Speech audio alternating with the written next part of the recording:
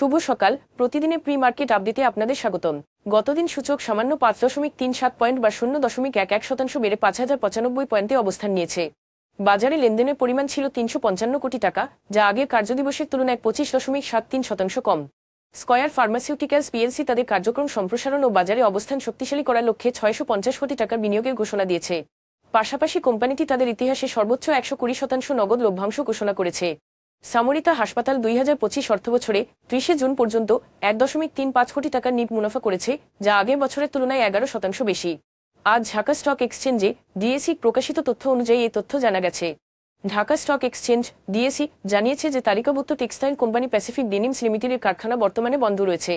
চলমান কমপ্লায়েন্স সমস্যার কারণে এই অবস্থা তৈরি হয়েছে, যা কোম্পানির আর্থিক অবস্থা ও নিয়ম মেনে চলার সক্ষমতা নিয়ে উদ্বেগ তৈরি করেছে। 2 মাসেরও বেশি সময় পর আন্তঃব্যাংক লেনদেনে ডলারের মূল্য 122 টাকার সীমা অতিক্রম করেছে। আমদানি সংক্রান্ত এলসি খোলার সামান্য অগ্রগতি এবং বাজারের চাহিদা বৃদ্ধির কারণে টাকার বিপরীতে ডলারের মান বেড়েছে। এখন এ পর্যন্তই। ধন্যবাদ।